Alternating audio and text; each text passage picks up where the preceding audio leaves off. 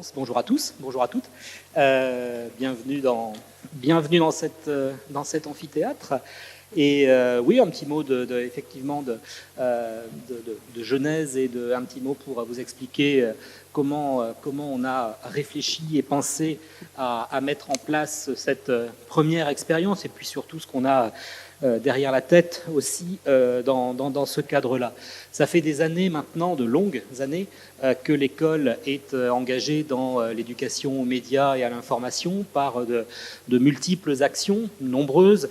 Ça a commencé par des ateliers médias scolaires, par des sessions qu'on a pu faire dans des écoles primaires, beaucoup dans des collèges et dans des lycées. Encore une fois, on a souvent l'impression que ce volet-là est assez récent, lié aux fake news, lié à...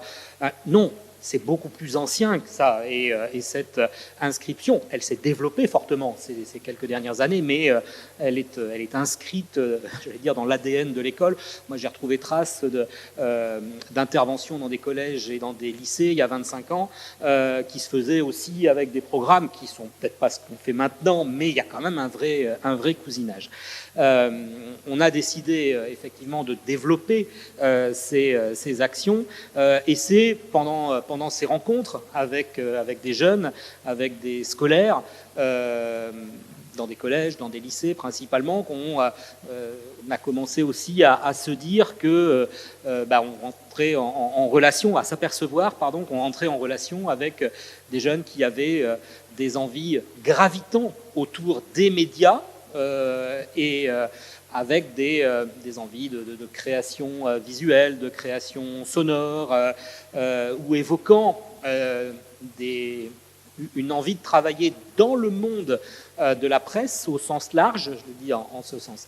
On est aussi à l'école, vous savez que l'école est associative, une association de loi 1901 avec un conseil d'administration où sont présents les anciens qui sont journalistes aujourd'hui et qui renvoient aussi très régulièrement quand on discute avec eux, moi je cherche tel profil ou tel autre. Alors des profils de purs journalistes, si vous me permettez de il faudrait définir la pureté, mais ils sont formés à l'école, ici, dans différents parcours, généralistes ou dans des filières spécialisées, mais j'ai souvenir de collègues disant « moi j'aimerais un community manager qui ait une bonne compréhension de ce qu'est le journalisme » ou quelqu'un pour préparer les plateaux, préparer les émissions et une dimension de calage en amont, d'autres travaillant plus sur des besoins exprimant des besoins de contenu numérique. D'un côté, des jeunes nous disant il y a plein de métiers qui gravitent autour du journalisme qui m'intéressent. D'un autre côté, des confrères nous disant que c'est aussi une recherche de leur côté.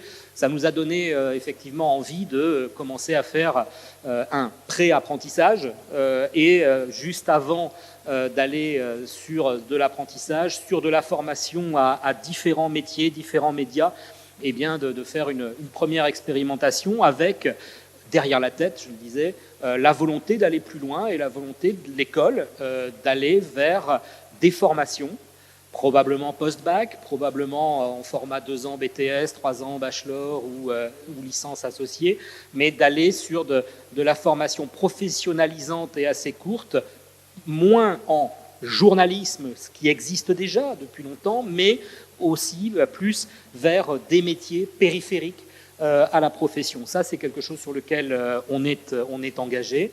Et avec Laurence, qui vient, et avec vous tous, de mener ce premier groupe, cette première expérimentation. Pour nous, c'est une première pierre, mais qui n'est pas toute seule, isolée, qui est dans un schéma un peu plus large de volonté d'aller plus loin et de s'ouvrir un peu plus à l'enseignement, à d'autres métiers que le métier de journalisme, tout en restant dans la sphère des médias. C'est bien dans ce cadre-là que cette expérimentation a été menée.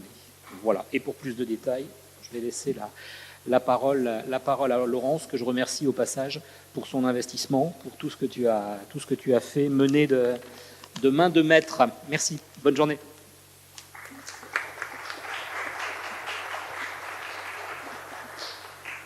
Ben oui, c'est vrai que c'est pour moi une émotion du début à la fin, une émotion de me retrouver à l'école de journalisme dont j'ai été diplômée il y a très très longtemps. dans cet amphi même, et puis de mener tous ces jeunes dans cette expérience qui était très forte. Sincèrement, j'ai rarement vécu quelque chose comme ça. En janvier, j'ai rejoint donc l'école. La gageure, le défi était de créer quelque chose qui n'existait pas, de toute pièce, puisque ce qu'on connaît, ce sont des formations au journalisme ou à la communication ou de graphisme, ou alors des formations très techniques. Et nous, ce qu'on voulait, c'était tout ça à la fois. Et je pense que on y est parvenu. On a donc passé du temps à créer avec les intervenants, les partenaires, une formation qui devait démarrer le 1er avril.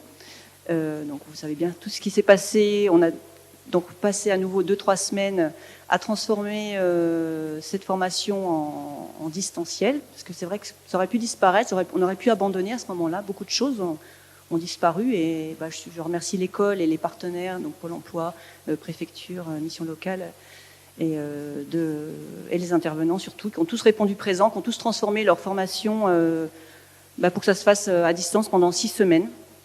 Et en fait, on a été surpris, on a recruté nos jeunes aussi à distance, et on a appris à se connaître à distance. Je me souviens de Christian qui nous avait dit, lors du premier entretien individuel que j'ai fait avec eux, me dit, on est un peu comme dans un internat virtuel.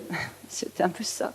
On a vécu 6 semaines à distance, avec à chaque fois une présentation, c'était par métier. Il y a une vingtaine de métiers qui ont été abordés. Alors bien sûr, c'est de l'initiation, on n'a pas pu en faire des spécialistes de chaque métier, puisque le but était qu'ils voient toutes sortes de métiers pour ensuite tracer leur route.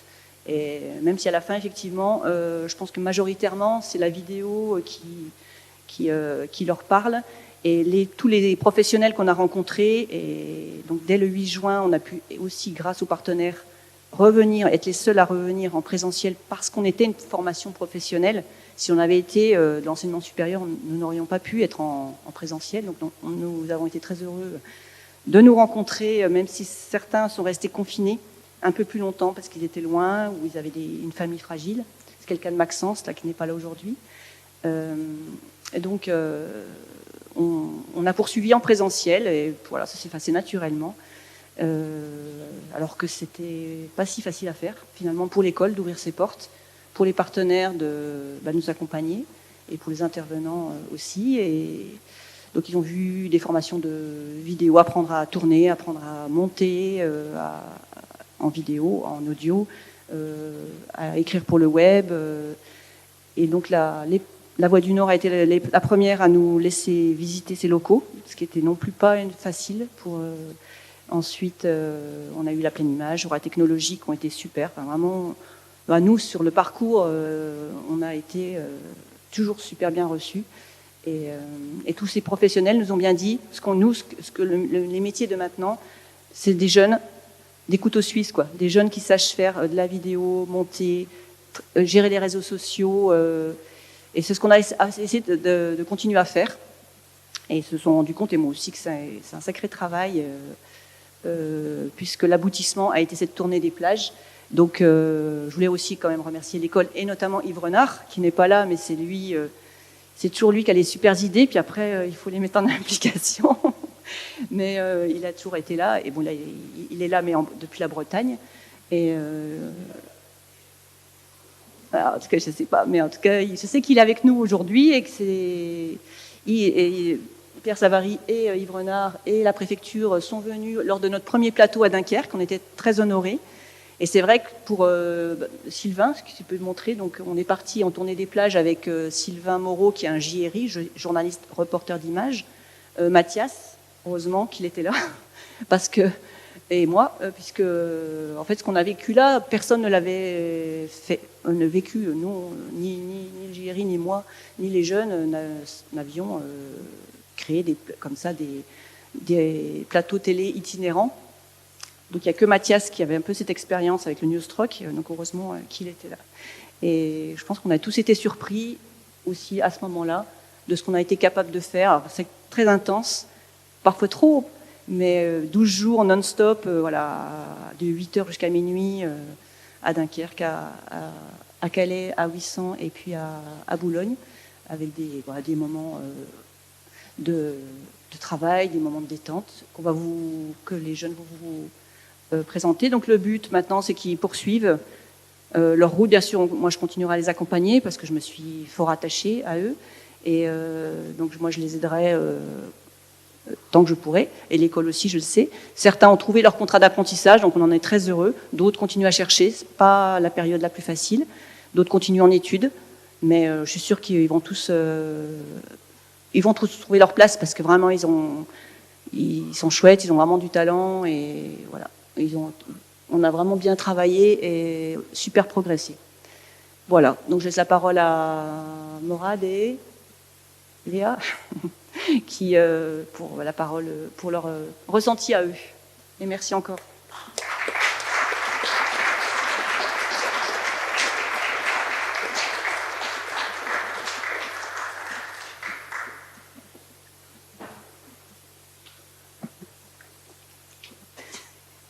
Bonjour à tous.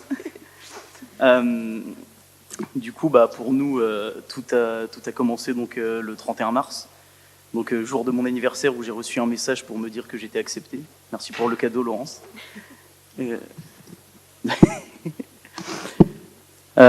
Du coup, message qui a été envoyé après qu'on ait tous passé des entretiens individuels. À distance. Oui, à distance, du coup. Donc c'était un grand soulagement parce qu'on pensait que ça n'allait pas se faire. Après, il y a aussi une certaine impatience de savoir qu'est-ce que ça allait être après le déconfinement, comment est-ce que ça allait se passer, comment est-ce qu'on allait rencontrer aussi les intervenants, tout ça. Enfin, c'était vraiment tout un questionnement. Et au final, on a beaucoup appris à se connaître à distance et ça nous a aidé aussi à arriver et à se dire tiens, salut, je te vois juste en vrai, mais sinon je te connais. Enfin, c'était vraiment cool quand même. Ouais, donc du coup, on attendait impatiemment des nouvelles pour savoir quand est-ce qu'on allait pouvoir venir à l'école, même si pendant tout ce temps à distance, on a aussi appris énormément de choses, donc de la vidéo, du son, du codage, du design, tout ça. Après, en arrivant, malgré tout ce qu'on a vécu, tout ça, le confinement, le Covid, on a quand même, la plupart des personnes étaient là. On a quand même bien su gérer même la distance, parce qu'il y en avait qui étaient encore à distance, d'autres qui étaient ici. On arrivait quand même à se suivre et à dire, même si tu es à distance, on va faire un groupe ensemble, on va quand même réussir à faire un exercice ensemble. On a appris aussi beaucoup de choses, soit du montage, du son, tout ça.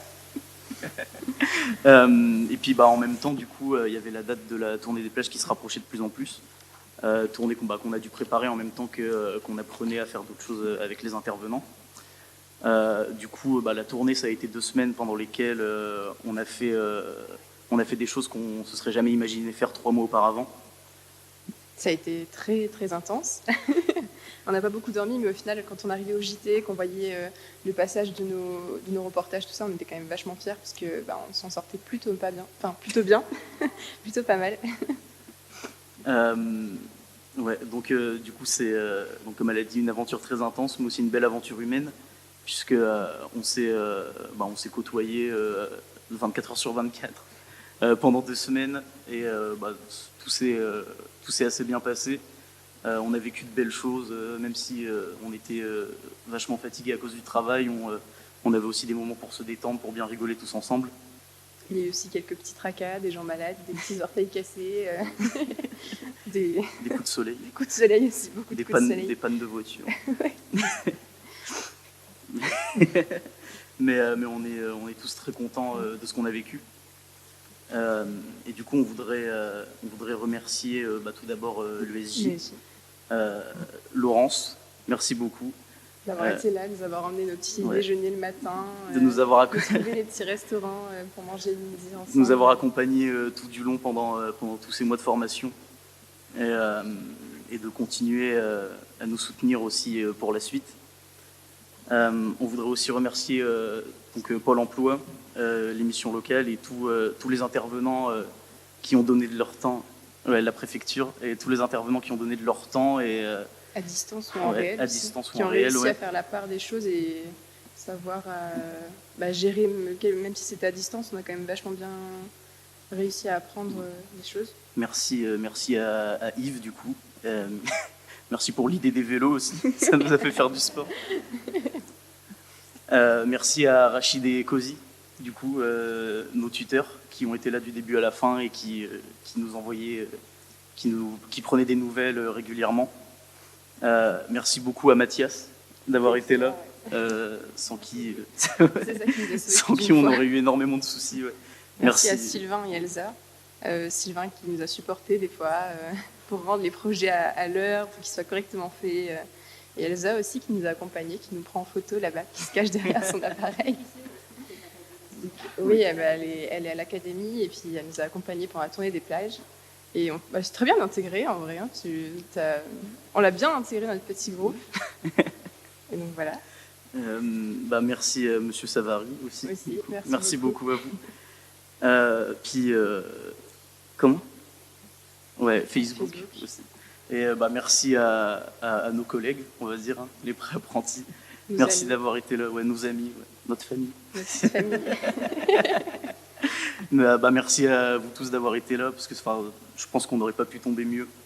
Et je pense aussi qu'on peut se dire que on peut se dire que vu tout ce qu'on a vécu, l'avenir il peut que être pour nous. Voilà. On peut que continuer et avoir un bel avenir. On a hâte de la suite et on est bien préparé. Et du coup, maintenant, on vous a préparé un petit making-of. Voilà, un petit résumé en images. Amran aux disquettes va nous le... On espère que ça va vous plaire. Merci. Voilà.